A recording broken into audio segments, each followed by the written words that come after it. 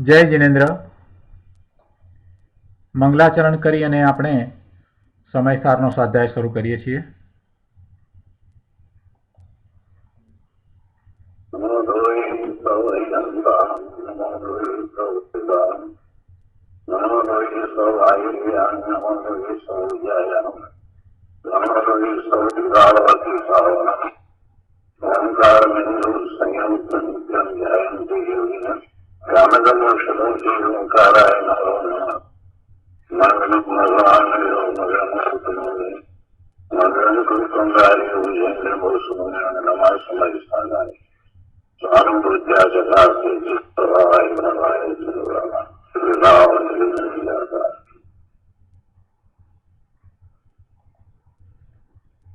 સમયસાર ભગવાન કુંદકુંદાચાર્ય રચિત દ્રવ્યાનુયોગનો સર્વશ્રેષ્ઠ ગ્રંથ સમયસાર તથા ભગવાન અમૃતચંદ્રાચાર્ય રચિત સર્વશ્રેષ્ઠ ટીકા આત્મખ્યાતિ કળશ સહિત એનો સ્વાધ્યાય આપણે કરી રહ્યા છીએ. એમાં બંધ અધિકારમાં ગાથા 267 પછી કળશ 171 સુધી આપણે સ્વાધ્યાય કર્યો છે. કળશ 171 અમૃતચંદ્રાચાર્ય ભગવાને એવી રીતે લખ્યો છે કે એમાં અગાઉની ગાથામાં જે વાત આવી એ અર્થને પણ સંકલિત કર્યો અને હવે પછીની ગાથામાં જે વાત આવવાની છે એની સૂચના પણ આપી. એટલે કળશ 171માં એમ કહ્યું કે આ નિષ્ફળ નિરર્થક અધ્યવસાયથી મોહિત થયો થકો આત્મા પોતાને અનેક રૂપ કરે છે. એટલે કે એવું કાંઈ પણ નથી કે જે રૂપે એ પોતાને ન કરતો હોય, એ અનેક રૂપ પોતાને કરે છે. અને હવે કુંદકુંદાચાર્ય ભગવાન આત્મા અધ્યવસાયથી મોહિત થયો થકો કેવી રીતે પોતાને અનેક રૂપ કરે છે એ અર્થને સ્પષ્ટ રીતે કહેતા ગાથા 268 અને 269 કહે છે. તો આજે આપણે ગાથા 268 અને 269 લઈએ.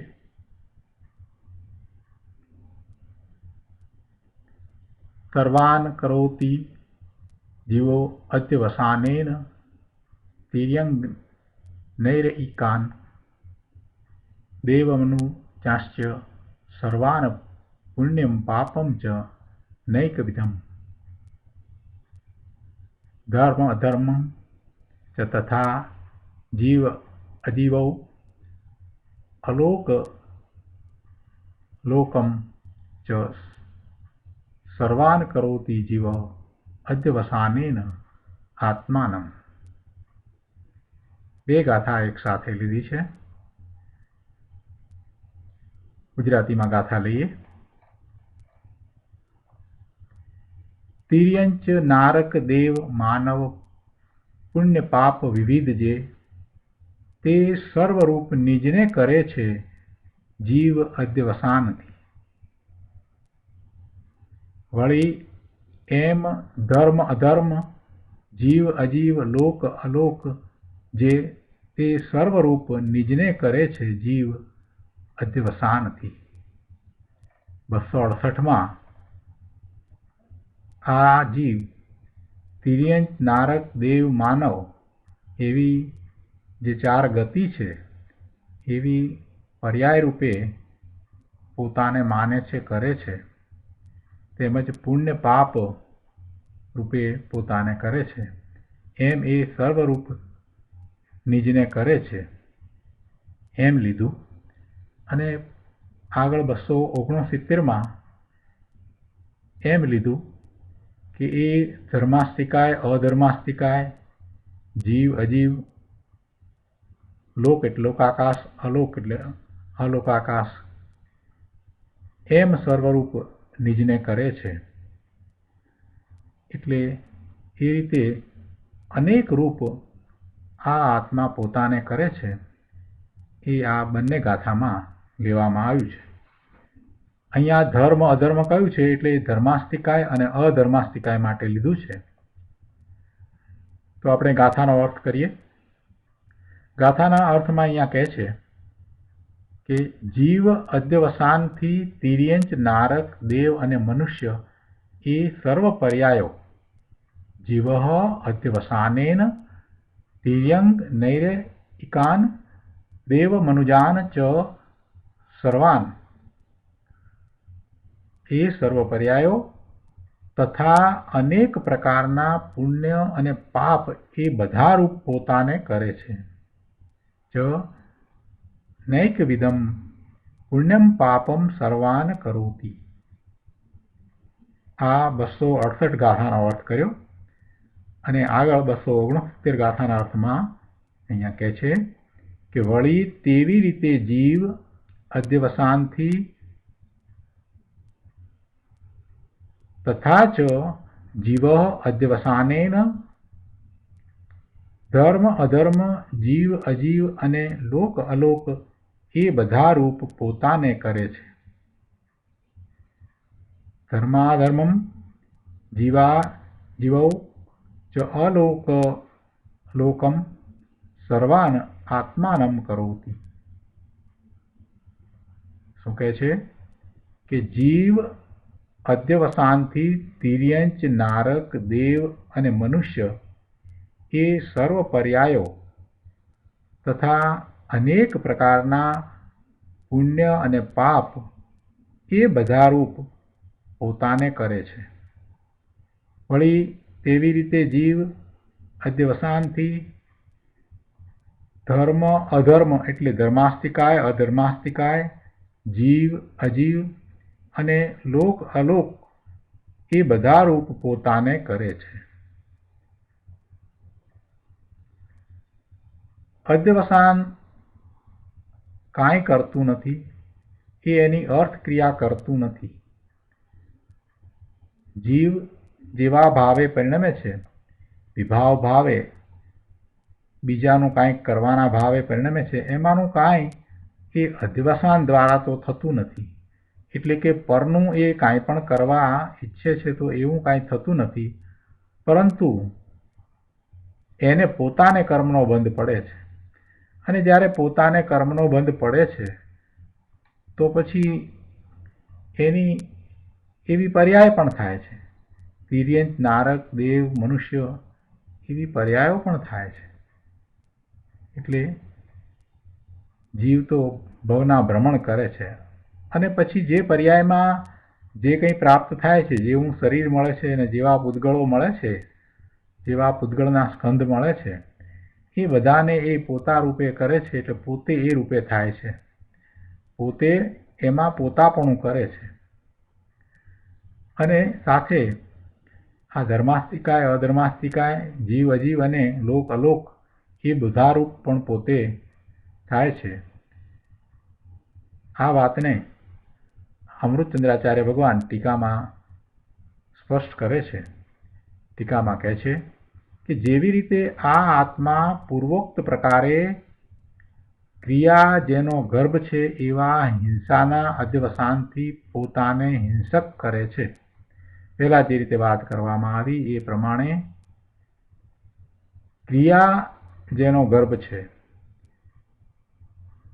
એની સ્પષ્ટતા નીચે કરી છે કે હિંસા આદિના અધ્યવસાનો રાગ દ્વેષના ઉદયમય એવી હણવા આદિની ક્રિયાઓથી ભરેલા છે. અર્થાત તે ક્રિયાઓ સાથે આત્માનું તન્મયપણું હોવાની માન્યતા રૂપ છે. એટલે કહે છે કે ક્રિયા જેનો ગર્ભ છે એવા હિંસાના અધ્યવસાનથી પોતાને હિંસક કરે છે. આ આત્મા પૂર્વોક્ત પ્રકારે ક્રિયા જેનો ગર્ભ છે એટલે કે હિંસા આદિના અધ્યવસાનો જે રાગ દ્વેષના ઉદયમય એવી હણવા આદિની ક્રિયાઓથી ભરેલા છે, એમાં ક્રિયાઓ ભરેલી છે એટલે એ ક્રિયા જેનો ગર્ભ છે એમ વિશેષણ વાપરવામાં આવ્યું છે. ક્રિયા જેનો ગર્ભ છે એટલે કે એ હિંસા આદિના અધ્યવસાનો રાગ દ્વેષના ઉદયમય એવી અણવા આદિની ક્રિયાઓથી ભરેલા છે એટલે એને એમ કહ્યું કે ક્રિયા જેનો ગર્ભ છે એવા અહિંસાના અધ્યવસાનથી શું કરે છે? પોતાને હિંસક કરે છે. અહિંસાના અધ્યવસાનથી પોતાને અહિંસક કરે છે અને અન્ય અધ્યવસાનોથી પોતાને અન્ય કરે છે. તેવી જ રીતે ઉદયમાં આવતા નારકના અધ્યવસાનથી પોતાને નારક એટલે નારકી કરે છે. ઉદયમાં આવતા તિર્યંજના અધ્યવસાનથી પોતાને તિર્યંજ કરે છે. ઉદયમાં આવતા મનુષ્યના અધ્યવસાનથી પોતાને મનુષ્ય કરે છે. ઉદયમાં આવતા દેવના અધ્યવસાનથી પોતાને દેવ કરે છે. ઉદયમાં આવતા સુખ આદિ પુણ્યના અધ્યવસાનથી પોતાને પુણ્યરૂપ કરે છે અને ઉદયમાં આવતા દુઃખ આદિ પાપના અધ્યવસાનથી પોતાને પાપરૂપ કરે છે. વળી તેવી જ રીતે જાણવામાં આવતો જે આ ધર્માસ્તિકાય તેના અધ્યવસાનથી પોતાને ધર્માસ્તિકાય રૂપ કરે છે અને એમ જાણવામાં આવતા અધર્માસ્તિકાયના અધ્યવસાનથી પોતાને અધર્માસ્તિકાય રૂપ કરે છે. જો આમાં જાણવામાં આવતા એમ લીધું છે, ધર્માસ્તિકાય અને અધર્માસ્તિકાય એને જાણવામાં આવતા એ પોતાને એ રૂપ કરે છે. આગળ પણ કહે છે કે જાણવામાં આવતા અન્ય જીવના અધ્યવસાનથી પોતાને અન્ય જીવ રૂપ કરે છે અને જાણવામાં આવતા પૂતગલના અધ્યવસાનથી પોતાને પૂતગલ રૂપ કરે છે. જાણવામાં આવતા લોકાકાશના અધ્યવસાનથી પોતાને લોકાકાશ રૂપ કરે છે અને જાણવામાં આવતા અલોકાકાશના અધ્યવસાનથી પોતાને અલોકાકાશ રૂપ કરે છે. જો જાણવામાં આવે એના જ્ઞાતા દ્રષ્ટા થઈને રહેવું એ એક વાત છે અને એવા જાણવામાં આવે ત્યારે અધ્યવસાન સહિત મિથ્યાત્વ ભાવે પ્રવર્તવું અને પોતાને એ રૂપ કરવું એ બીજી વાત છે. અહીંયા એવા અધ્યવસાનથી પોતાને એ અનેક રૂપ કરે છે એની વાત કરી છે. 269માં અહીંયા જે લેવામાં આવ્યું છે એ ધર્માસ્તિકાય, અધર્માસ્તિકાય, જીવ, અજીવ, આકાશ, લોકાકાશ એ લેવામાં આવ્યું છે અને એને જાણવામાં આવતા એના જે અધ્યવસાન દ્વારા એને જે જાણવામાં આવે છે એ રૂપ પોતાને કરે છે એ વાત લીધી છે. જ્યારે 268માં એ પોતે એવા ભાવે પરિણમે છે એમ એ પોતે પોતાને કરે છે એટલે ત્યાં એમ લીધું છે કે એ અધ્યવસાનથી પોતાને હિંસક કરે છે, હિંસાના અધ્યવસાનથી પોતાને હિંસક કરે છે, અહિંસાના અધ્યવસાનથી પોતાને અહિંસક કરે છે. એટલે જેવો ભાવ એ કરે છે એમ એ પોતે થાય છે એમ અહીંયા લીધું છે અને અન્ય અધ્યવસાનોથી પોતાને અન્ય કરે છે.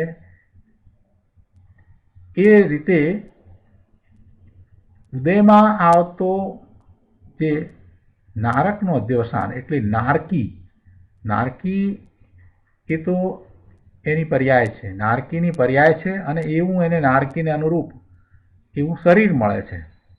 શરીર છે એટલે એ નારકી છે એમ નહીં, જીવની એવી પર્યાય થઈ છે અને શરીર પણ એવું મળ્યું છે એટલે એ નારકી. તો એ નારકના અધ્યવસાનથી પોતાને નારકી કરે છે.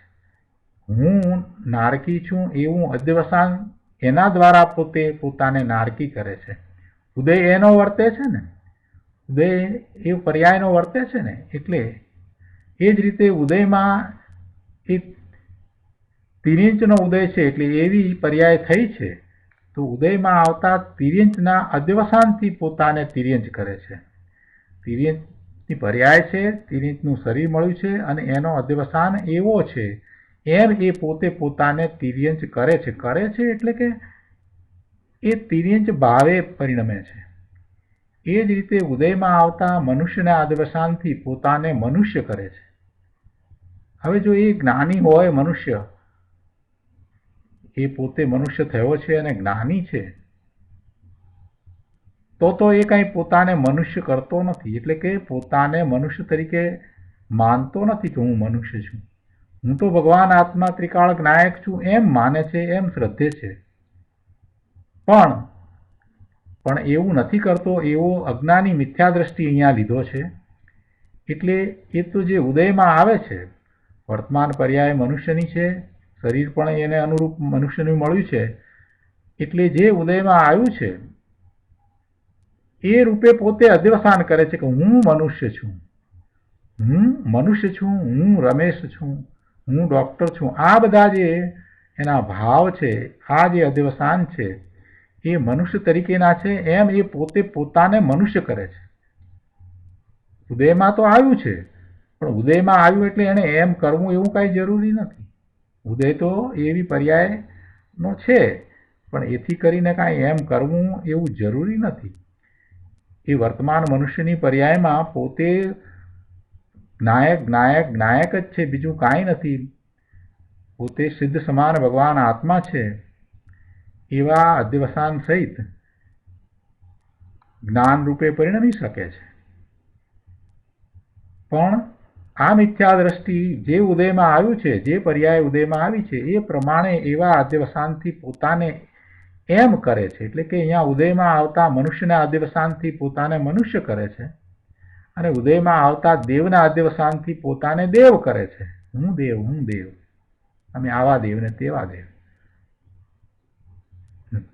તિર્યંચમાં તો એ અનેક પ્રકારે 2 ઇન્દ્રિય, 3 ઇન્દ્રિય, 4 ઇન્દ્રિય જે કંઈ છે તે પ્રકારે એને ભલે શબ્દ ન મળે, એને શબ્દ આવડતા પણ ન હોય, તે છતાં એના ભાવ એ પ્રમાણે થાય છે. જે પર્યાય છે અને એ પર્યાયને અનુરૂપ જેવું શરીર મળ્યું છે એની સાથે એકત્વ કરી અને જે અધ્યવસાન કરે છે, એ અધ્યવસાન દ્વારા એ પોતે પોતાને એમ કરે છે. પોતે ગમે તે પર્યાયમાં હોય છતાં એ પોતે ભગવાન આત્મા ત્રિકાળ જ્ઞાયક જ છે. એકેન્દ્રિયમાં રહ્યો છે તો પણ અને પંચેન્દ્રિય સંજ્ઞી થયો છે તો પણ એના મૂળ સ્વરૂપમાં કાંઈ ફેર પડી જતો નથી. ગમે તે પર્યાયમાં જાય છતાંય જીવ કાંઈ એવી પર્યાયને કારણે દોષિત થઈ જતો નથી. એને કારણે એ કાંઈ મલિન થઈ જતો નથી. એ બધી મલિનતા, એ બધો દોષ, એ બધું તો બહારમાં રહ્યું. પોતે તો ભગવાન આત્મા ત્રિકાળ જ્ઞાયક છે અને એવો જ્ઞાયક ત્રિકાળ છે માટે તો એ સિદ્ધત્વ પ્રગટ કરી શકે છે. એટલે આ પર્યાય છે એટલે એ પર્યાય રૂપે પોતાને કરવાની જરૂર નથી. એ પર્યાયને એને જાણવાની જરૂર છે અને એવું જાણપણું એ મનુષ્યના ભાવમાં બહુ સહેલાઈથી કરી શકે એવો છે. દેવના ભાવમાં પણ એ સહેલાઈથી કરી શકે એવો છે. અને દેવના ભાવમાં કે મનુષ્યના ભાવમાં કે તિર્યંચના ભાવમાં એવું થતાં, અને ખાસ કરીને સંજ્ઞી પચેન્દ્રિય થયો છે ત્યારે એમ થતાં એ સમ્યક દર્શન પ્રગટ કરે છે. જે સમ્યક દર્શન પ્રગટ કરે છે એ જ્ઞાની છે, એ ધર્મી છે. એ અધ્યવસાન દ્વારા પોતાને એ પર્યાય રૂપ કરતો નથી. આ વાત અહીંયાથી આપણે સમજવાની છે. શું કહે છે કે ઉદયમાં આવતા મનુષ્યના અધ્યવસાનથી પોતાને મનુષ્ય કરે છે, ઉદયમાં આવતા દેવના અધ્યવસાનથી પોતાને દેવ કરે છે, અને એમ જ આગળ ઉદયમાં આવતા સુખ આદિ પુણ્યના અધ્યવસાનથી પોતાને પુણ્યરૂપ કરે છે અને ઉદયમાં આવતા દુઃખ આદિ પાપના અધ્યવસાનથી પોતાને પાપરૂપ કરે છે.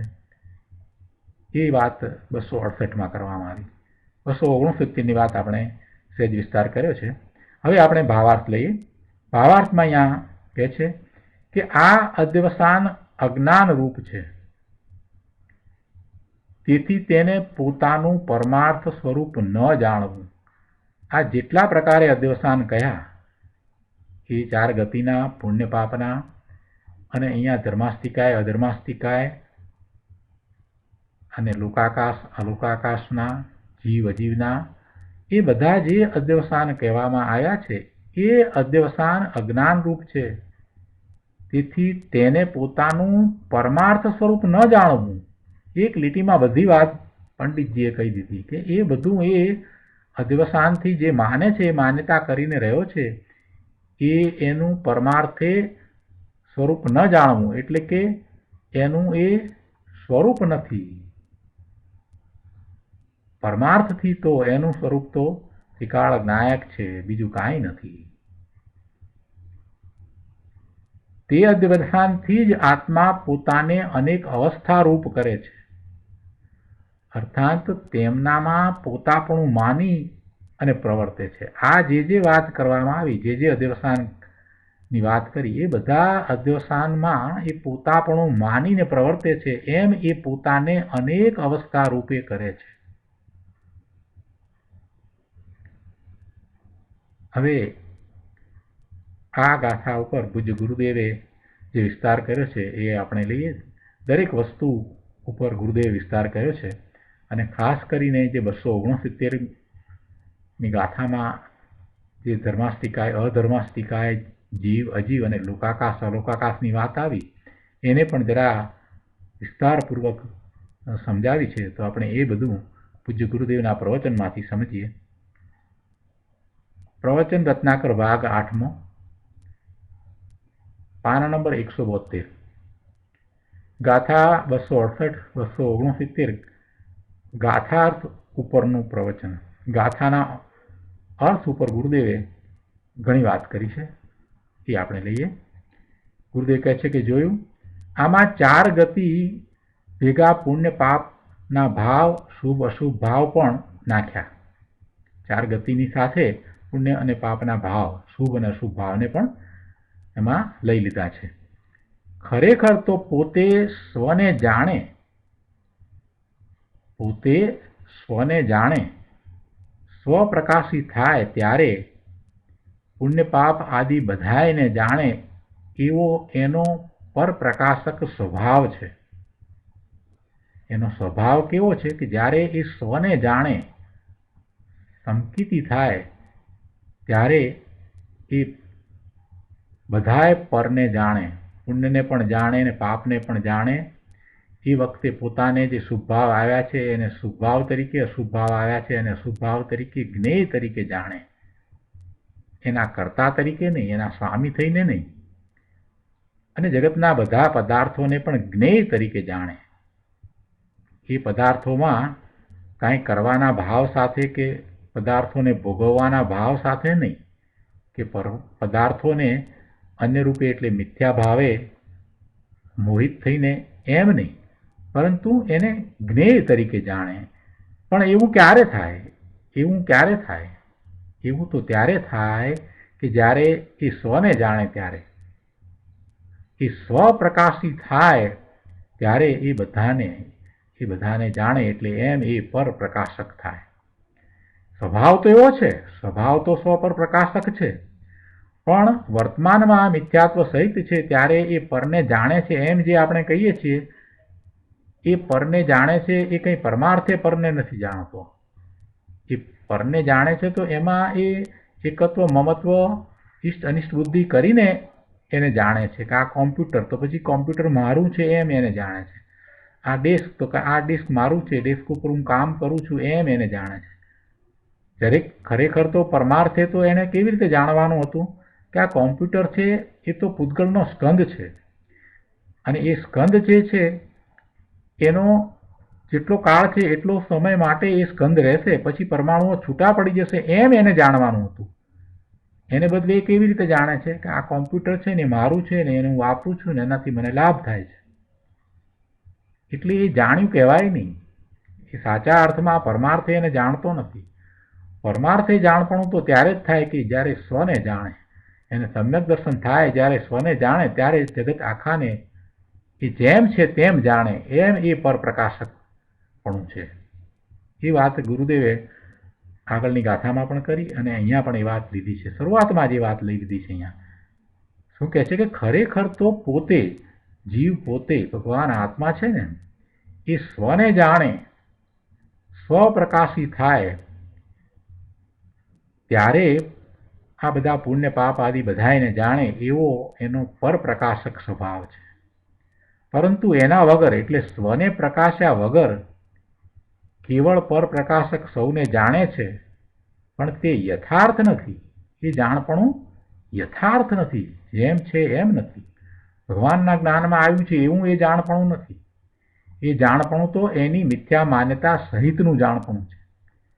એ તો અજ્ઞાનરૂપ જાણપણું છે. ખરેખર તો જ્યારે આત્માના સ્વપ્રકાશનું શુદ્ધ ચૈતન્ય પ્રકાશનું એને ભાન થયું ત્યારે એ રાગ આદિ પુણ્ય પાપ આદિ જે છે તે વ્યવહારે જાણેલો પ્રયોજનવાન છે. એટલે જે આપણે એમ કહીએ છીએ ને કે વ્યવહાર જાણેલો પ્રયોજનવાન છે, એ ક્યારે જાણેલો પ્રયોજનવાન? એવા સમ્યક દ્રષ્ટિને જાણેલો પ્રયોજનવાન છે. કેમ કે એને સ્વને જાણ્યું છે એટલે હવે એ પરને જે જાણે છે એ યથાર્થ જાણે છે અને એ યથાર્થ પરને જાણે છે એવો વ્યવહાર જાણેલો પ્રયોજનવાન છે. નહીં કે મિથ્યા દ્રષ્ટિનો વ્યવહાર જેને વ્યવહાર જ કહેવાતો નથી એ પ્રયોજનવાન છે એમ કહેવાનો આશય નથી. ત્યાં 12મી ગાથામાં આવ્યું ને કે વ્યવહાર જાણેલો પ્રયોજનવાન છે. એ વાત 12મી ગાથામાં આપણે સમજ્યા છીએ. ઘણી વાર એ વાત તો આપણે લીધી છે અને એમાં સોનાનું ઉદાહરણ પણ આપણે લીધું છે. સોનાનું ઉદાહરણ જે ગાથામાં આપવામાં આવ્યું છે એને ઘણી વાર આપણે લીધું છે કે એને ક્યાં સુધી તાપ આપવો જોઈએ. સોનાની ઓર છે, એને ક્યાં સુધી તાપ આપવો જોઈએ કે જ્યાં સુધી એ પૂર્ણ શુદ્ધ સોનું એમાંથી પ્રાપ્ત થાય ત્યાં સુધી. પણ એ જુદી જુદી અવસ્થાઓ એની થતી જાય છે. તાપ આપતા શુદ્ધિ વધતી જાય છે, અશુદ્ધિ ઘટતી જાય છે, શુદ્ધિ વધતી જાય છે, અશુદ્ધિ ઘટતી જાય છે. એમ જે અવસ્થાઓ થતી જાય છે એ બધી અવસ્થાઓને જો જાણે છે તો જ એ પૂર્ણ શુદ્ધ અવસ્થા સુધી પહોંચે છે અને એને ખ્યાલ આવે છે કે હવે આ પૂર્ણ શુદ્ધ અવસ્થા થઈ. એમ એ વ્યવહાર જાણેલો પ્રયોજનવાન છે એવું ત્યાં ઉદાહરણ આપવામાં આવ્યું છે. પણ એટલી જ વાત નથી, એમાં બીજી જે વાત જે છે એ વાત અહીંયા ગુરુદેવે કરી છે કે એ વ્યવહાર જાણેલો પ્રયોજનવાન છે. અને વ્યવહાર આપણે કોને કહીએ કે જો નિશ્ચય સાથે છે તો વ્યવહાર છે. સમ્યક દર્શન થયું છે, જેને સંકિત થયું છે, જે સ્વને પ્રકાશે છે એ પરને પ્રકાશે એવો વ્યવહાર એ સાચો વ્યવહાર છે. પણ જેને સમ્યક દર્શન જ નથી થયું, જે મિથ્યાત્વ સહિત છે, એ પરને જાણે છે તો એ પરનું જાણવું એ યથાર્થ નથી. એટલે એવું જાણેલું કાંઈ પ્રયોજનવાન નથી. એવો એ કંઈ વ્યવહાર પણ કહેવાતો નથી. એટલે એ જાણેલું પ્રયોજનવાન નથી. એ વાત અહીંયા ગુરુદેવે સમજાવી છે. ફરીથી જો વાંચીએ આપણે, શાંતિથી સમજવા જેવી વાત છે. આ તો ભાઈ બધા સિદ્ધાંતો ભર્યા છે. ગુરુદેવના મુખેથી જે વાણી નીકળતી હતી એ તો શાસ્ત્રોના સારરૂપ વાણી નીકળતી હતી. એમનો તો એવો ઉઘાડ હતો, શું વાત કરવી. પૂર્વનું એવું લઈને આવ્યા હતા જાણે કે આપણે માટે આવ્યા હતા અને આપણો ઉદ્ધાર કરીને ચાલ્યા ગયા. કે છે અહીંયા કે પરંતુ એના વગર એટલે સ્વને પ્રકાશ્યા વગર કેવળ પરપ્રકાશક સૌને જાણે છે પણ તે યથાર્થ નથી. પરને પ્રકાશવું યથાર્થ નથી. કેમ યથાર્થ નથી? કે સ્વને જાણ્યા વગર એ પરનું પ્રકાશવું થતું જ નથી. એ પરને કેવી રીતે જાણે છે? હમણાં આપણે જેમ કહ્યું તેમ કોમ્પ્યુટર તરીકે જાણે છે, દેશ તરીકે જાણે છે, એ મારા પુત્ર તરીકે જાણે છે, મારા પિતા તરીકે જાણે છે, સ્વજન તરીકે જાણે છે બધાને. એમાંનું કાંઈ નથી. પરમાર્થે તો એ જાણપણું કેવું હોવું જોઈએ કે જેમ છે તેમ હોવું જોઈએ. જીવને જીવ તરીકે જાણવો જોઈએ, ભગવાન આત્મા તરીકે જાણવો જોઈએ અને આ પૂતગળને પૂતગળ તરીકે જાણવું જોઈએ. તો એ સાચું એ પરનું જાણપણું થયું, પર પ્રકાશકપણું થયું એને. અને એનો સ્વભાવ એવો જ છે, એ સાચું જાણે, યથાર્થ જાણે એવો એનો સ્વભાવ છે.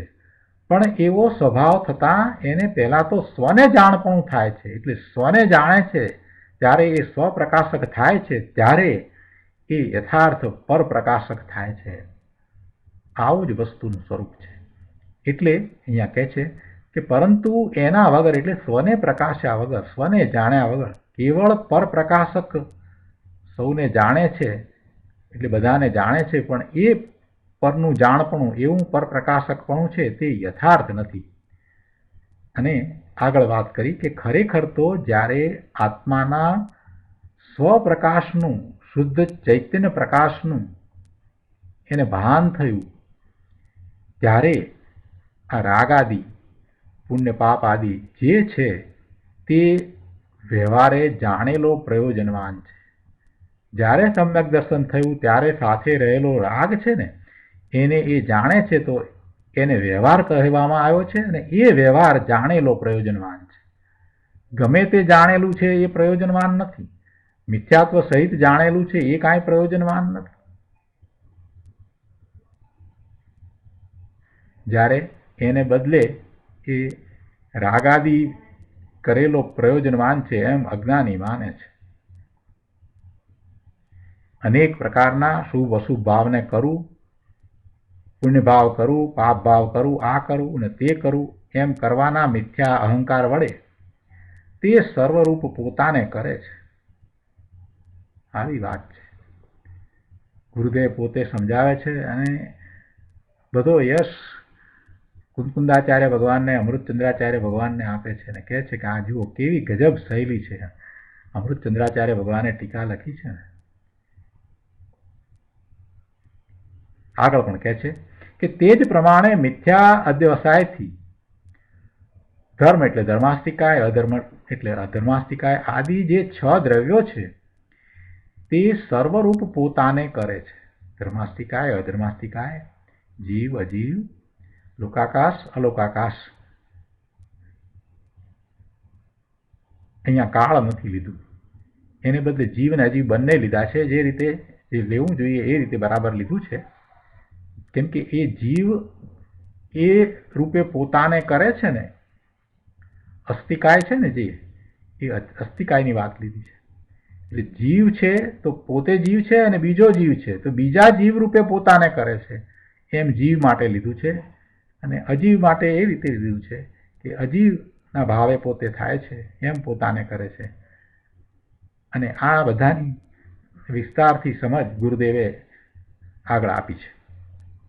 તો આગળ આપણે લઈએ. છેલ્લા પેરેગ્રાફમાં કહે છે કે ભાઈ તું પ્રજ્ઞા બ્રહ્મ છો ને, પ્રજ્ઞા બ્રહ્મ છો, તું જ્ઞાન સ્વરૂપ છો. પ્રજ્ઞા બ્રહ્મ છો એટલે કે જ્ઞાન સ્વરૂપ છો. તું જ્ઞાન સ્વરૂપ છો ને પ્રભુ. આત્મા એકલું જ્ઞાનનું દળ છે, એ જ્ઞાનનો પિંડ છે, અનંત ગુણોનો પિંડ છે. અને અનંત ગુણ એ એમાં વ્યાપેલા છે. એક ગુણનું બીજા ગુણમાં રૂપ છે. જ્ઞાન ગુણ એ મુખ્યતા છે. એ જ્ઞાન ગુણને કારણે એનું ચેતનપણું છે અને એ દ્વારા એ બીજા અન્ય 5 દ્રવ્યોથી જુદો પડે છે. એવો આ ભગવાન આત્મા એને માટે કહે છે કે ભાઈ તું પ્રજ્ઞા બ્રહ્મ છો ને, તું જ્ઞાન સ્વરૂપ છો ને પ્રભુ. આત્મા એકલું જ્ઞાનનું દળ છે. તે જ્ઞાન કરે, તે જ્ઞાન કરે. જ્ઞાન ગુણ છે, એનું પરિણમન થાય અને પોતે ભગવાન આત્મા એ રૂપ છે, જ્ઞાન રૂપ છે, જ્ઞાન સ્વરૂપ છે. તો એ જ્ઞાન કરે એટલે જ્ઞાન કરે તો પર્યાયમાં સર્વને જાણે, બધાને જાણે. એમ ન માનતા સર્વને કરું છું એમ માને છે તે મિથ્યા દ્રષ્ટિ, મિથ્યા બુદ્ધિ છે. ખરેખર તો એનો જાણવાનો સ્વભાવ છે, એનો કાંઈ કરવાનો સ્વભાવ નથી, એ કાંઈ કરી શકતો નથી. કૃપાળુદેવે પણ કહ્યું છે ને કે આત્મા એક તણખલાના 2 ટુકડા પણ કરી શકે નહીં. આત્મા કાંઈ કરી શકે નહીં, છતાંય એને કરવાની બુદ્ધિ અનાદિની પડી છે. હું કરું, હું કરું, હું કરું. અરે નરસિંહ મહેતાએ પણ લખ્યું છે કે હું કરું, હું કરું. એ મિથ્યા અજ્ઞાન છે, એ જ અજ્ઞાનતા. એમ કહ્યું છે હું કરું, હું કરું, એ જ અજ્ઞાનતા. જેમ સકટનો ભાળ શ્વાન તાણે, એને તો અજ્ઞાન કહ્યું છે. આ કર્તા ભાવને નરસિંહ મહેતાએ પણ અજ્ઞાન કહ્યું છે. નરસિંહ મહેતાએ ઘણી એવી તત્વની વાત કરી છે. અહીંયા કહે છે કે કરું છું એમ માને છે એ મિથ્યા બુદ્ધિ છે. આ પુણ્યના ભાવ મારા, પાપના ભાવ મારા, એને હું કરું છું એ મિથ્યા બુદ્ધિ છે. આ સ્ત્રી મારી, આ પુત્ર પરિવાર એ સૌ મારા એમ જો તું માને તો એ તારું મિથ્યાત્વ છે. એ બધા તારા ક્યાંથી થયા? ગુરુદેવ પૂછે છે કે ભાઈ એ બધા તારા ક્યાંથી થયા? એ તો બધા તારા પરપ્રકાશનો એટલે પરપ્રકાશી જ્ઞાનનો, સ્વપ્રકાશી જ્ઞાન છે ને, એટલે સ્વને પ્રકાશે છે તો પરને પણ પ્રકાશે છે. તો પરપ્રકાશનો વિષય પર જ્ઞેય છે. એ તો જ્ઞેય છે, એ જીવ છે. એમાં તારા ને મારા ને એવું ક્યાંથી આવ્યું? આ છોકરાઓ મારા ને આ છોકરાઓ બીજાના ને આ બધું ક્યાંથી આવ્યું? તારાપણું ને મારાપણું એ વાત ક્યાંથી આવી? જે જીવ છે તે જીવ છે, અનાદિના બધા જીવ છે. એટલે એ બધા પરજ્ઞેય છે. એને પરજ્ઞેય તરીકે જાણવા જોઈએ. એને ઠેકાણે એ બધા મારા એમ તું ક્યાંથી લાવ્યો?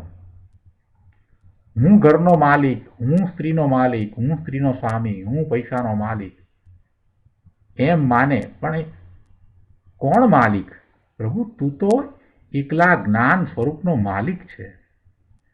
પર વસ્તુનો માલિક માને છે એ તારો મિથ્યા ભ્રમ છે, એ અજ્ઞાન છે. પરને જેમ છે તેમ ન માનવું એટલે મિથ્યા રૂપે માનવું, એનું નામ જ મિથ્યાત્વ. મિથ્યાત્વનો અર્થ શું? વસ્તુના સ્વરૂપને અન્ય પ્રકારે શ્રદ્ધવું, એનું નામ મિથ્યાત્વ. તો આ બંને ગાથાનો આખો સાર ગુરુદેવે પહેલા સમજાવી દીધો.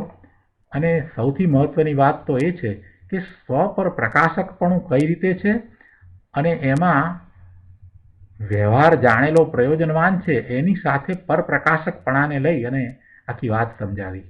એ તત્વની વાત ખૂબ સૂક્ષ્મતાથી સમજાવી દીધી. હવે આગળ ગાથા 268-269 ટીકા ઉપરનું પ્રવચન એ આપણે લઈએ. પાના નંબર 173. અહીંયા જે શરૂઆતની વાત કરી કે જેવી રીતે આ આત્મા પૂર્વોક્ત પ્રકારે ક્રિયા જેનો ગર્ભ છે એવા હિંસાના અધ્યવસાનથી પોતાને હિંસક કરે છે, આ વાતનો વિસ્તાર કરતા ગુરુદેવ સમજાવે છે કે આત્મા પૂર્વોક્ત પ્રકારે એટલે કે હું બીજાને મારું, જીવાડું, દુઃખી સુખી કરું, બંધાવું, મુકાવું ઇત્યાદિ પ્રકારે જે આપણે અગાઉની ગાથામાં કરી ગયા છીએ એ વાત, એ પ્રકારે ક્રિયા જેનો ગર્ભ છે એવા હિંસાના અધ્યવસાનથી પોતાને હિંસક કરે છે. આ પર સાથે એકત્વ બુદ્ધિ સહિત જે અધ્યવસાન છે તે રાગ દ્વેષની ક્રિયાથી ભરેલા છે. પર સાથે એકત્વ બુદ્ધિ સહિત જે અધ્યવસાન છે તે રાગ દ્વેષની ક્રિયાથી ભરેલા છે. પરની સાથે એકત્વ કરવું, શરીર સાથે એકત્વ છે અને પછી જે અધ્યવસાન છે એટલે કે હું મનુષ્ય છું અને હું મનુષ્ય છું એમ થતાં એને રાગ અને દ્વેષ થાય છે. એટલે પર સાથે એકત્વ બુદ્ધિ સહિત જે અધ્યવસાન છે તે રાગ દ્વેષની ક્રિયાથી ભરેલા છે. શું કહ્યું? કે સ્વ ને પર સદા ભિન્ન વસ્તુ છે. તેથી હું પરનું કરું, પરને મારું, જીવાડું ઇત્યાદિ અભિપ્રાય એ સ્વ પરની એકત્વ બુદ્ધિ છે. સ્વ ને પર બે વસ્તુ જુદી છે. સ્વથી પર સદા ભિન્ન છે, હંમેશા ત્રિકાળ એ ભિન્ન જ છે. સ્વથી પર છે તે ભિન્ન છે, તે ભિન્ન જ છે, ભિન્ન રહે છે. પહેલા પણ ભિન્ન જ હતું. એણે માન્યું, પરને પોતાનું માન્યું, પોતાને પરરૂપ માન્યો, એથી કાંઈ એ પર એનું થઈ ગયું કે એ રૂપે થઈ ગયો એમ નથી. સ્વને પર તો ભિન્ન જ છે, સદા એ ભિન્ન વસ્તુઓ છે, બંને જુદી વસ્તુ છે. અને એમ છે ત્યારે પછી હું એટલે સ્વ, હું પરનું કરું એટલે એમાં સ્વ અને પરની એકતા માની. એનો અભિપ્રાય સ્વ અને પરની એકતાનો એમાં થયો. હું પરને જીવાડું કે પરને મારું એવો અભિપ્રાય એ સ્વપરની એકત્વ બુદ્ધિ છે. અહીં કહે છે કે આવી સ્વપરની એકત્વ બુદ્ધિ સહિત જે અધ્યવસાન છે તે તે રાગ દ્વેષની ક્રિયાથી ભરેલા છે. એમાં બીજું કાંઈ હોય નહીં. એમાં રાગ દ્વેષ સિવાય બીજું કાંઈ હોય નહીં. કેમ કે પરનું એકત્વ કર્યું છે એટલે મિથ્યાત્વ સહિત એ પરિણમે છે. એ અજ્ઞાન ભાવે રહ્યો છે. અને પરનું એકત્વ કર્યું ત્યારે એક બીજી વાત પણ બની છે, બહુ મોટી વાત બની છે. શું વાત બની છે? કે એ સ્વથી ચ્યુત થઈ અને પરનું લક્ષ કરીને પર સાથે એકત્વ બુદ્ધિ કરે છે. આ બહુ મોટી વાત છે. પોતે સર્વજ્ઞ સ્વભાવી ભગવાન આત્મા ત્રિકાળક નાયક છે. પોતાના સ્વભાવ ભાવે નહીં પરિણમતા સ્વથી ચ્યુત થઈને, પોતાના સ્વભાવ ભાવથી ચ્યુત થઈને પરનું લક્ષ કરીને, એટલે પોતાના જ્ઞાન દર્શનના ઉપયોગને પર તરફ લઈ જઈને એ પર સાથે એકત્વ કરે છે. એ બહુ મોટું કામ થઈ ગયું. એ ન કરવાનું કામ થઈ ગયું. એ કાર્ય કરવા જેવું નથી. એ બહુ મોટું કામ, એ ન કરવા જેવું કામ એ કરી અને કર્મનો બંધ કરે છે. સ્વને છોડીને બહાર નીકળ્યો એ કામ કરવા જેવું નથી પ્રભુ. પણ એ તો અનંત કાળથી એમ સ્વને છોડીને બહાર નીકળેલો જ છે, ભટકે જ છે. ત્યારે પછી તો પ્રભુ એને સમજવું પડશે કે પોતે કોણ છે, પોતાનું શું સ્વરૂપ છે. અને એમ એણે સ્વમાં જવું પડશે. અને એક વખત સ્વનો અનુભવ થશે પછી એને ખ્યાલ આવશે કે ઓહો, સ્વથી ચ્યુત થઈને બહારમાં ભટકવા જેવું નથી. અને એવું નકામું કામ કરતા તો આ ભવના ભ્રમણ થાય છે. અહીંયા કહે છે કે એ સ્વ પરની એકત્વ બુદ્ધિ છે. એ સ્વ પરની એકત્વ બુદ્ધિ એટલે કે હું બીજાને જીવાડું, હું બીજાને મારું, હું બીજાના કાર્યો કરું, બીજા રૂપે છું, આ શરીર મારું છે, આ શરીરના કાર્યો હું કરું છું, આવું પર સાથેનું એકત્વ એ અધ્યવસાન છે. એ અધ્યવસાન હંમેશા રાગ દ્વેષની ક્રિયાથી ભરેલા જ હોય છે. એ રાગ દ્વેષથી ભરેલા જ હોય છે. એમાં કોઈ વિતરાગી ભાવ હોતો જ નથી. એ રાગ દ્વેષની ક્રિયાથી ભરેલા જ છે. એ કસાયથી ભરેલા જ છે. એમાં વિતરાગતા છે જ નહીં. અને રાગ દ્વેષ રૂપ હિંસાના અધ્યવસાનથી તે પોતાને હિંસક કરે છે.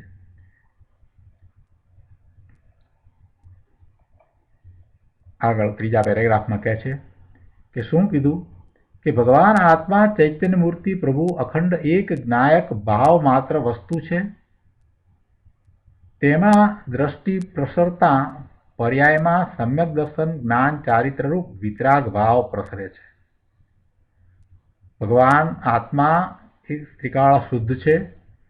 એવા શુદ્ધ ભગવાન આત્મા ધ્રુવનું લક્ષ કરતા જે પરિણામ થાય છે, જે પર્યાય થાય છે, એ વિતરાગી પરિણામ થાય છે. એ વિતરાગી પર્યાય થાય છે. એ સમ્યક દર્શન, સમ્યક જ્ઞાન, સમ્યક ચારિત્ર રૂપ પરિણામ થાય છે. પણ એને ઠેકાણે એનાથી વિરુદ્ધ આ હું પરનું કરું. એમાં હું પરનું કરું એટલે પહેલાં તો એને સ્વને છોડ્યું અને પર તરફ ગયો, પરનું લક્ષ કર્યું. પોતાના જ્ઞાન દર્શનના ઉપયોગ એ પરનું લક્ષ કરવામાં રહ્યા.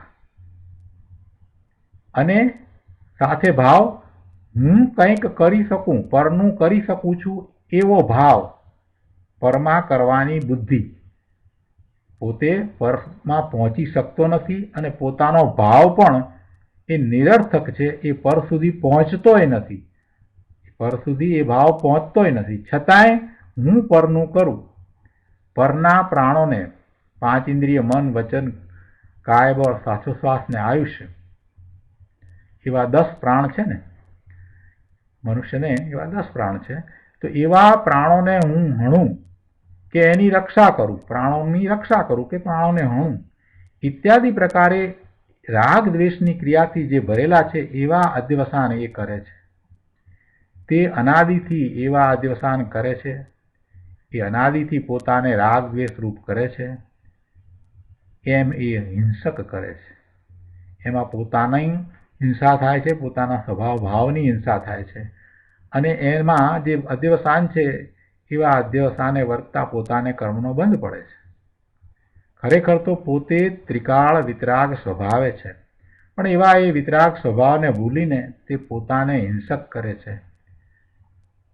આ મહાખેદની વાત છે.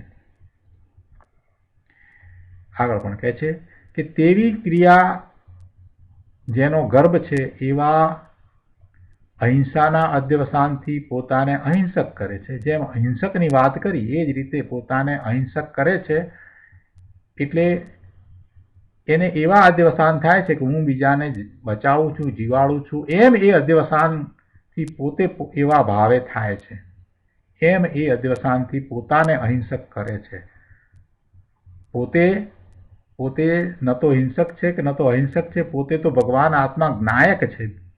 તો જ્ઞાયકના બદલે આવું પોતાને કરવું, પોતાને જેવો ભાવ આવે એવા ભાવે પોતે થવું, એ અધ્યવસાન એની અહીંયા વાત કરી છે. કે એ રીતે ક્રિયા જેનો ગર્ભ છે, એટલે જેમાં શુભભાવ છે એવી રાગની ક્રિયા દ્વારા બીજાને હું બચાવું એવા ભાવથી, એવા અધ્યવસાનથી પોતાને એ અહિંસક કરે છે. એટલે હિંસક કરે છે કે અહિંસક કરે છે એ બધું અધ્યવસાનમાં પોતાને કરે છે. ખરેખર તો પોતે તો જ્ઞાયક છે. પોતાને ક્યાં હિંસા કે અહિંસા છે? પોતે તો ભગવાન આત્મા ત્રિકાળ જ્ઞાયક છે. એ વાત તો ગુરુદેવે પહેલા જ કહી દીધી. પોતે જે કરી નથી શકતો એવા અધ્યવસાન કરે છે, અને એ અધ્યવસાન, એ ભાવ, એ પરનું કાંઈ કરી શકતો જ નથી, એ નિરર્થક ભાવ છે. એ અગાઉની ગાથામાં આપણે શીખી ગયા.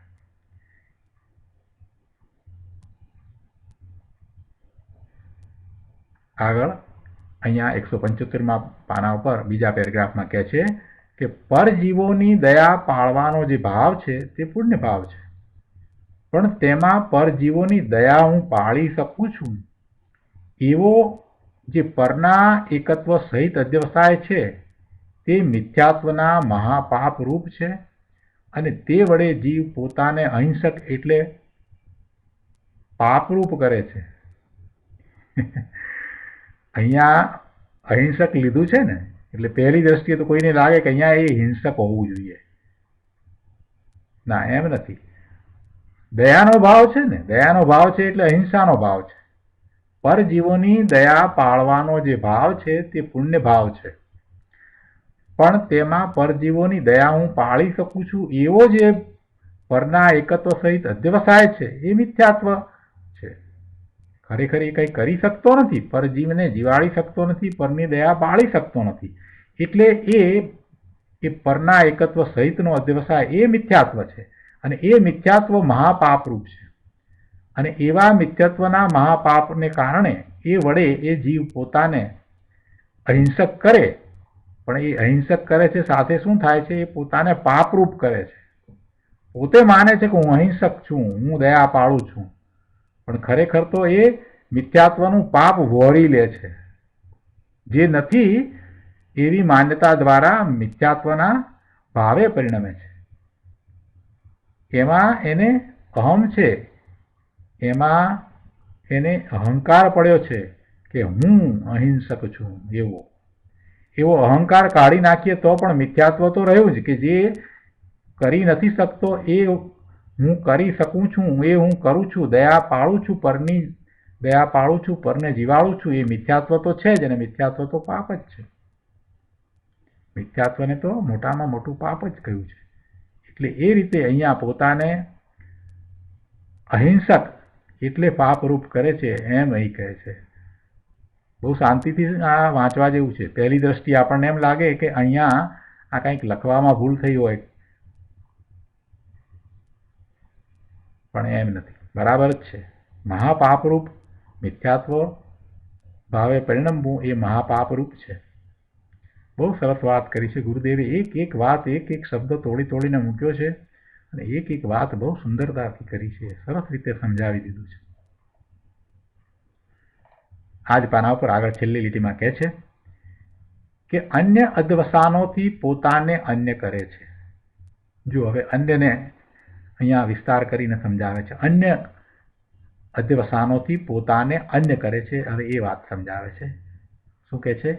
કે હું વાણિયો છું, હું બ્રાહ્મણ છું, હું ક્ષત્રિય છું, હું હરિજન છું, દરજી છું, મોચી છું, લુહાર છું ઇત્યાદિ એવા અધ્યવસાનથી પોતાને તે રૂપ કરે છે. અરે હું જૈન છું ને હું ખ્રિસ્તી છું ને હું મુસલમાન છું એમ કહેવું એ પણ એ જૂઠો અધ્યવસાન છે, જૂઠો ભાવ છે. પોતે ભગવાન આત્મા ત્રિકાળ જ્ઞાયક જ્ઞાયક જ્ઞાયક છે. એને આ બધું ક્યાંથી આવ્યું? હું જ્ઞાયક છું એમ અનુભવવાને બદલે મિથ્યા અધ્યવસાનથી આ હું અન્ય છું એમ પોતાને અન્યરૂપ કરે છે. ભગવાન આત્મા તો એક જ્ઞાયક ભાવ રૂપ છે. એ કાંઈ વાણીઓ નથી કે બ્રાહ્મણ નથી કે લુહાર નથી કે સુથાર નથી, કાંઈ નથી. એ મનુષ્ય નથી કે દેવ નથી કે તિર્યંત નથી, એમાંનું કાંઈ નથી. એટલે અહીંયા તો અન્યની વાત લીધી છે, પેલી ગતિની વાત તો લીધી છે, પણ અહીંયા અન્ય શબ્દ મૂક્યો છે તો અન્યનો આ વિસ્તાર ગુરુદેવે કર્યો છે. એ પોતે જ્ઞાયક ભાવ રૂપે છે. પોતાને એવા જ્ઞાયક રૂપે અનુભવવાને બદલે આ બધું ક્યાંથી લાવ્યો? આવું બધું ક્યાં છે? પણ પરમાં એકાકાર થઈને તે મિથ્યા અધ્યવસાન વડે પોતાને પરરૂપ માને છે. પોતાના અંદરમાં તો ભગવાન આત્મા પરમ આનંદ સ્વરૂપ પડ્યો છે, પણ એને ક્યાં ભાન છે? એનું ક્યાં એને ભાન છે? એ તો વિચારો મિથ્યા અધ્યવસાન વડે ચાર ગતિની જેલરૂપ દુઃખરૂપ પોતાને કરે છે. પોતે જાતે કરે છે, કોઈ એને કરે છે એમ નથી. પોતે જાતે એવો થાય છે. આગળ નારકીની વાત લીધી છે. અહીંયા હવે બધી ચાર ગતિની વાત લઈને સમજાવે છે કે તેવી જ રીતે ઉદયમાં આવતા નારકના અધ્યવસાનથી પોતાને નારકી કરે છે. શું કહે? પોતાને નારકી કરે છે એટલે કે એ નરક ગતિમાં જાય છે ત્યારે હું નારકી છું એમ માને છે. અરે ભગવાન, તું તો એક જ્ઞાયક માત્ર છો. નારકી તો જડ દેહ છે. એ તો પર્યાય છે ને, એ પર્યાયને અનુરૂપ પડેલો દેહ છે. એનામાં હું નારકી છું એવો અભિપ્રાય તું કરે, એ તો મિથ્યાત્વ છે. એમાં એકલો રાગ દ્વેષ ને મિથ્યાત્વ રૂપી કસાય ભરેલો છે. ત્યાં તો દ્વેષ દ્વેષ દ્વેષ એટલો બધો દ્વેષ પડ્યો છે કે વાત ન પૂછો. એ તો મિથ્યાત્વ રૂપી કસાય ભરેલો છે.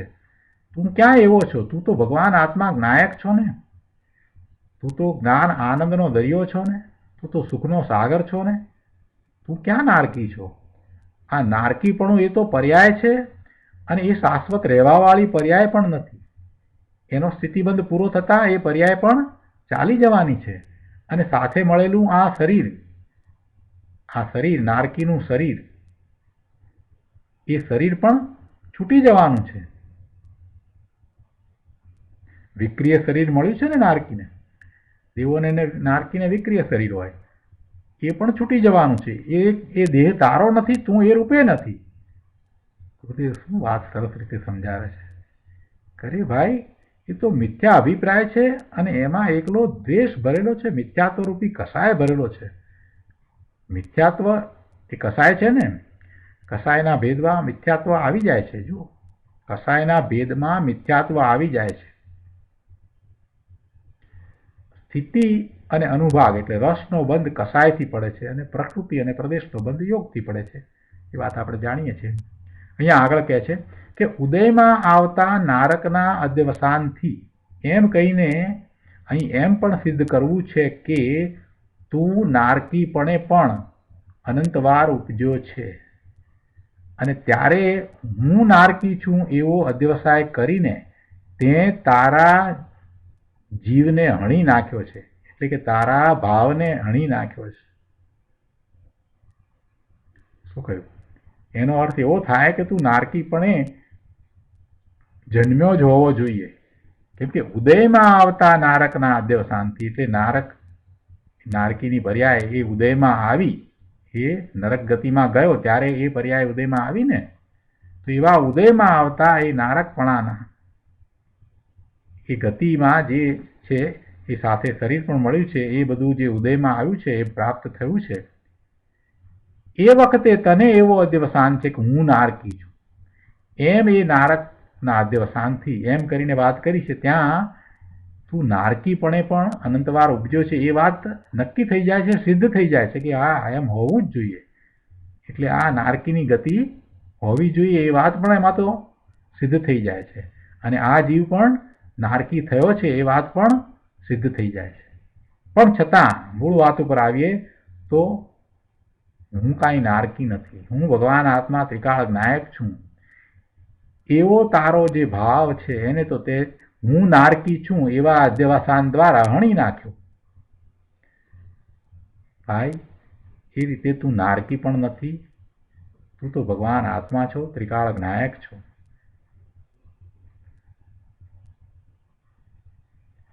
આગળ કહે છે અહીંયા કે જુઓ, શ્રેણિક મહારાજા હાલ નરકમાં છે. એ હાલ નરકમાં છે, પણ એમને એમ નથી કે હું નારકી છું. હું નારકી છું એમ એ માનતા નથી. એમની એમ કાંઈ શ્રદ્ધા નથી, કેમ કે એ તો સમકીતી છે. હવે પછીના ભવે એ મોક્ષે જનાર છે. પહેલા તીર્થંકર થશે અને કેવળ જ્ઞાન પ્રાપ્ત કરી અને મોક્ષે જશે. એ તો તીર્થંકરનો જીવ છે.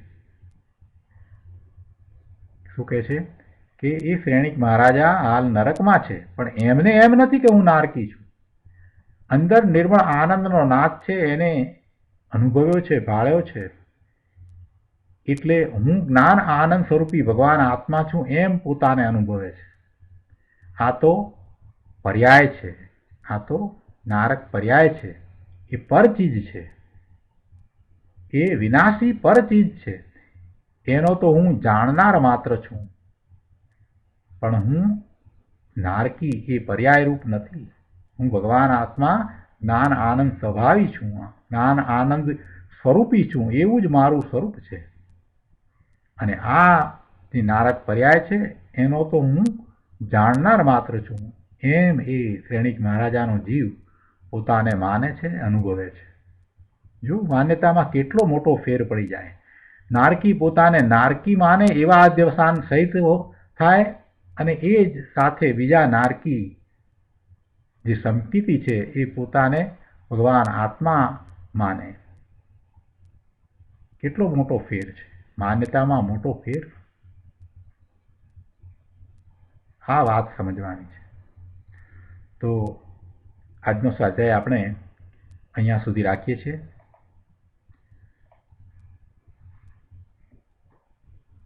ટીકાના બાકીના ભાગ ઉપર પૂજ્ય ગુરુદેવ ગાંધી સ્વામીએ જે સમજ આપી છે એ આપણે આવતા સ્વાધ્યાયમાં લઈશું.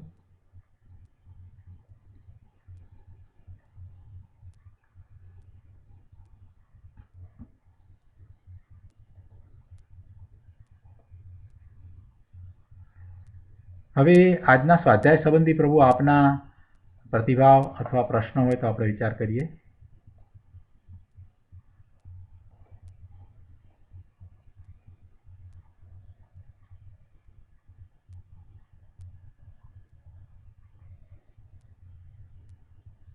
હા, બોલો પ્રભુ. ગીતાબેન, બોલો.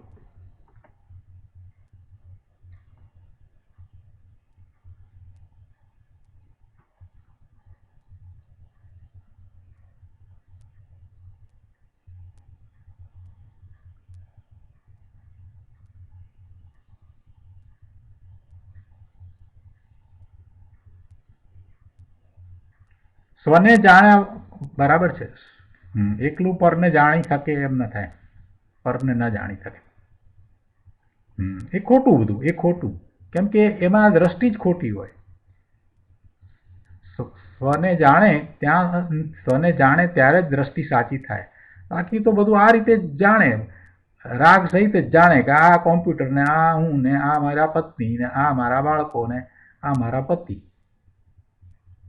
એટલે પરને જાણે, પણ એ જાણપણું જ ખોટું. એમાં કઈ વાતમાં માલ જ નહીં. જાણપણું તો ક્યારે કહેવાય કે જેવું ભગવાનના જ્ઞાનમાં આવ્યું છે એમ જ્યારે જાણે ત્યારે એ જાણ્યું કહેવાય. હવે એવું જાણવું તો પોતાને જ્યાં સુધી જાણે નહીં ત્યાં સુધી ક્યાંથી થાય? સમ્યક દર્શન થાય, પોતાને જાણે એટલે સ્વને જાણે તો ક્યારે જાણે? કે સમ્યક દર્શન થાય ત્યારે જાણે. ગુરુદેવે આજે તો બહુ સરસ રીતે આ વાત સમજાવી દીધી. ઘણી વખત આ વાત આવી છે, પણ આજે જે વાત કરી છે અને એમાંય જે 12મી ગાથાની વ્યવહાર જાણેલો પ્રયોજનવાદ છે, વ્યવહાર જાણેલો પ્રયોજનવાન છે, એ વાતને અહીંયા સાંકળી લીધી. એ બહુ સરસ રીતે સમજાવ્યું છે આજે. ખરેખર એ વાત જે 12મી ગાથામાં પણ આપણને કદાચ ખ્યાલ બહાર રહી ગઈ હોય કે કેવો વ્યવહાર જાણેલો પ્રયોજનવાન છે, એનો વિસ્તાર તો ગુરુદેવે ઘણો કર્યો હતો, પણ છતાંય આજે બહુ સરસ રીતે સ્વપ્રકાશક સાથે સાંકળી બહુ સરસ વાત કરી, બહુ સરસ કરું છું. બધો ગુરુદેવનો પ્રતાપ છે પ્રભુ, બીજું શું કહીએ. આ બધી વાત તો આપણને ક્યાંથી મળે.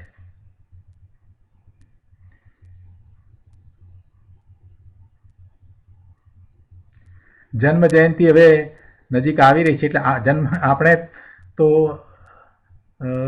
ફિલાડેલ્ફિયામાં આ વખતે જન્મ જયંતિ દર વખતની જેમ મેમોરિયલ ડે વખતે ઉજવીએ છીએ ત્યારે ઉજવવાના છીએ. પણ ઘણા રજીસ્ટ્રેશન થયા છે. હસમુખભાઈ સાથે આજે સાંજે જ વાત થઈ. હોટલમાં જેટલી બુક કરાવી હતી રૂમ એના કરતાં બીજી ઘણી વધારે કરાવવી પડી. હવે તો એ વ્યવસ્થા કરવી મુશ્કેલ છે. એટલે બધા હવે પછી જે આવશે એમને રહેવાની વ્યવસ્થા પોતે જાતે કરવી પડશે. બાકી હોલમાં તો બધા આવી શકશે, હોલમાં તો બધા જ આવી શકશે. અને આજે મારે વાત પણ થઈ છે, મેં કહ્યું કે ત્યાં આપણને ઇન્ટરનેટની સગવડ મળે તો સારું. આપણે ગઈ વખતની જેમ આ વખતે પણ તત્વધારા તરફથી આખો પ્રોગ્રામ બ્રોડકાસ્ટ કરીશું, જે આપણા તત્વધારા.com પર જઈ અને લાઈવ સ્વાધ્યાયમાં જોઈ શકાય એવી વિચારણા કરી છે. અને એ સંબંધી અમે અમારા ટેકનિકલ સ્ટાફ સાથે, આખા તત્વધારાના ટેકનિકલ માણસો ઘણા છે અમારી પાસે, બધા ઘરના જ છે, એમની સાથે પણ મેં વાત કરી કે ઇન્ટરનેટ કદાચ ત્યાં હોટલમાં તો હશે જ, પણ ન મળે તો પણ એ વ્યવસ્થા થઈ શકશે એવી પણ એક વાત થઈ. એટલે એ રીતે પણ છે, વિચાર છે. બધું સારું થશે પ્રભુ. આપણી રુચિ છે તો ઘણું સારું થશે. ગુરુદેવની જન્મ જયંતિ નિમિત્તે આપણને ઘણો અભ્યાસ થશે, ઘણું જાણવાનું પણ મળશે.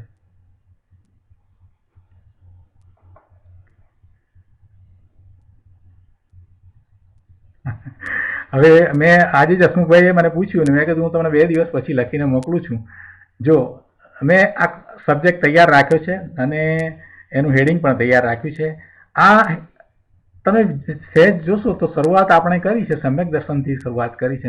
અને મેં અહીંયા અમેરિકામાં સૌથી પહેલી વખત જાહેરમાં જ્યારે હું બોલ્યો ત્યારે સમ્યક દર્શન ઉપર જ ફિનિક્સમાં બોલ્યો હતો 2009ની સાલમાં, જ્યારે બોલવાનું થયું જાન્યુઆરીમાં ત્યારે. એટલે એમાં જ આગળ વધતા વધતા આપણે સમ્યક દર્શનનો પુરુષાર્થ ને મોક્ષ માર્ગનો પુરુષાર્થ ને ગઈ વખતે આપણે સહાનુભૂતિનો પુરુષાર્થ, એમ આ ગુરુદેવની જન્મ જયંતિ વખતે 3 પુરુષાર્થ લીધા. એટલે આશય એમ જ છે કે આપણે હવે 125મી જન્મ જયંતિ વખતે છેક છેલ્લે સુધીની વાત આપણે કરી લઈએ. એટલે એ વખતનો વિષય તો નક્કી રાખ્યો છે કે સહાનુભૂતિનો પુરુષાર્થ પછીથી આગળ છેલ્લે તો વાત એ જ આવવાની છે કે સવિકલ્પથી નિર્વિકલ્પ ત્યાં સુધીની વાત આવવાની છે. એટલે એની પહેલા હવે અત્યારે જે છેલ્લી વાતો જે રહી જાય છે, સહાનુભૂતિના પુરુષાર્થમાં લગભગ ઘણું કહી દીધું છે, પણ છતાંય હજી એવી કેટલીક વાતો છે કે જે આપણે આત્મસાત કરવી જ રહી. એ બધી વાતોને આવરી લેતો એક વિષય એવો વિચાર્યો છે કે સમ્યક્ત્વની પહેલા એટલે સમ્યક્ત્વની પૂર્વ સંધ્યાએ એવો એક એનો ટોપિક લેવાનો વિચાર છે. એટલે સમ્યક્ત્વની પૂર્વ સંધ્યાએ, જેમ કે દાખલા તરીકે તમે હવે બધી રીતે તૈયાર છો ને કાલે જ્યારે તમને વહેલી સવારે ધ્યાનમાં બેસો છો ને સમ્યક્ત થવાનું છે, તો તમે આજે કેવી દશામાં હો, તમારી કેવી દશા હોવી જોઈએ. એટલે એવી આપણી તૈયારી કરવાની છે. એ દ્વારા મૂળ સમજાવવું એ છે કે આપણી આવી તૈયારી હોવી જોઈએ અને એ તૈયારી આખી દર્શાવવી છે. તો એ રીતનો વિષય લેવાનો વિચાર છે.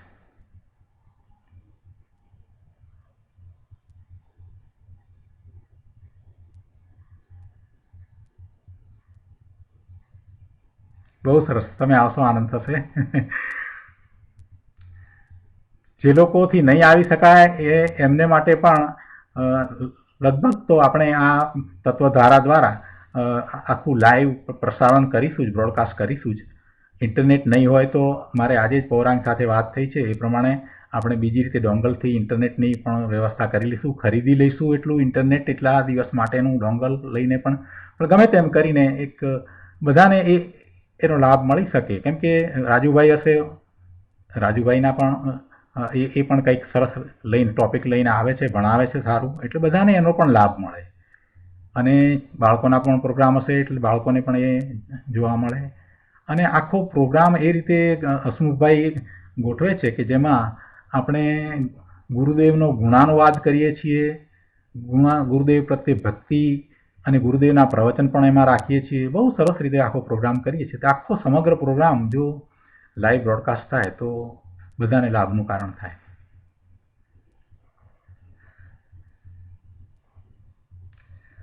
તો આજનો સ્વાધ્યાય આપણે સુખધામ બોલી અને પૂરો કરીએ.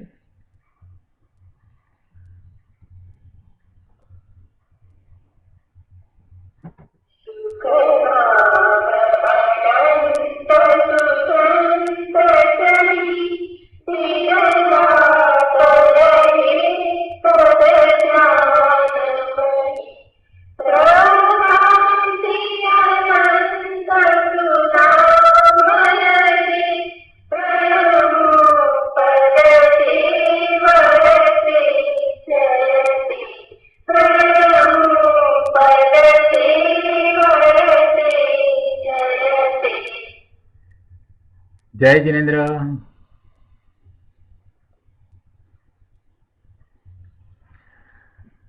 જય જિનેન્દ્ર પ્રભુ. જય જિનેન્દ્ર. જય જિનેન્દ્ર.